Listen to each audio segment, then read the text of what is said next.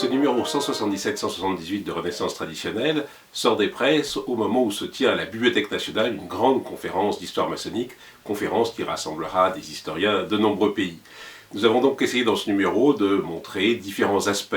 de la méthode et des centres d'intérêt de Renaissance traditionnelle. Alors, premier article de ce numéro un peu exceptionnel, une étude de Christophe de Brouwer qui a retrouvé un texte, nous semble-t-il, tout à fait oublié, du célèbre Abbé Prévost. Celui-ci s'est en effet intéressé à la franc-maçonnerie dans une publication qu'il a animée un moment, qui s'appelle Le pour et le contre. C'est un texte de 1737 et qui montre différents aspects de la franc-maçonnerie tels que pouvait le ressentir un Gastin, un commentateur de l'opinion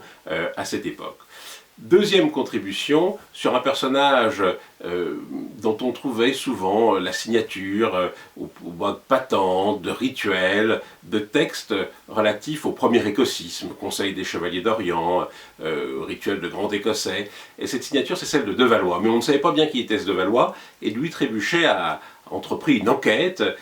assez longue d'ailleurs, nous dit-il, et il a trouvé finalement qui était De Valois. C'est un Charles de Valois, un intellectuel des années 1740-1750, et au-delà de la personnalité même de ce Charles de Valois, ce qui est intéressant, c'est son profil intellectuel qui renseigne un peu sur les promoteurs de ce premier écossisme. Nous étudions ensuite un manuscrit qui paraît de plus en plus important pour l'histoire du rite de perfection, et donc comme une des sources essentielles du rite écossais ancien accepté, c'est ce manuscrit que nous avons dénommé Saint-Domingue 1764. C'est un recueil de grades écrit à Saint-Domingue en 1764, et une partie de l'article c'est justement pour expliquer que c'est bien à cette date-là que ce manuscrit a été rédigé, et qui semble émaner de milieux vraiment proches d'Étienne Morin, ne serait-ce que parce que le manuscrit présente le plus ancien rituel, le plus ancien texte sur le grade sommital du système, le fameux Royal Secret, et donc on a là un document contemporain de l'action du père de l'écossisme. Ensuite, un thème un peu mythique, mais là il ne s'agit, comme c'est Renaissance traditionnelle, que de documents tout à fait authentiques, qui est la relation des Stuarts avec la franc-maçonnerie. Alors ça a été un des grands mythes de la franc-maçonnerie du XVIIIe siècle, mais là nous nous attachons à un épisode un peu tardif, puisqu'il prend place entre les années 1770 et 1780, mais qui touche des relations réelles entre le jeune prétendant, qui est plus très jeune d'ailleurs, Charles-Édouard Stuart, et les milieux maçonniques, et vous verrez cette belle issue où finalement Charles-Édouard Stuart reconnaît sa fonction de grand maître des maçons. Hervé Ouin-Lecoq nous propose ensuite une étude tout à fait originale sur des documents jusque-là complètement inconnus, les guides de voyage. En effet, au XVIIIe siècle, il y a des guides de voyage pour les gens qui font le grand tour ou qui circulent en Europe, et donc ces guides, on ne le savait pas et on le découvre, donnent des renseignements sur les loges des principales villes européennes et montrent en quelque sorte les circulations, les échanges, les relations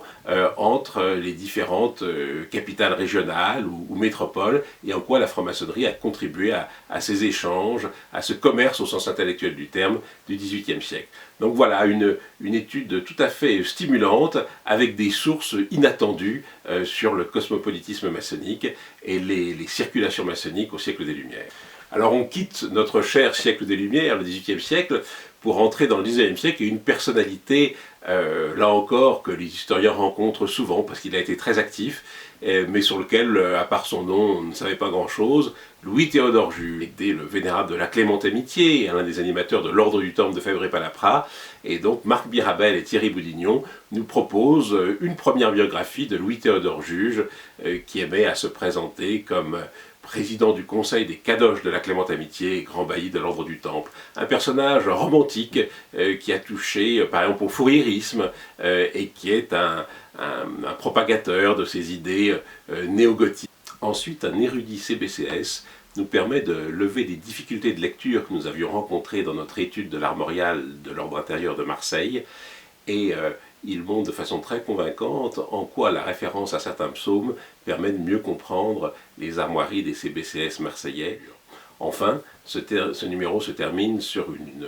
consistante note de lecture sur un ouvrage important qui est donc le cycle L'Europe sur l'acacia d'Yves Vermeseka, qui propose une histoire mais aussi une géopolitique de la franc-maçonnerie en Europe du XVIIIe siècle au XXe siècle.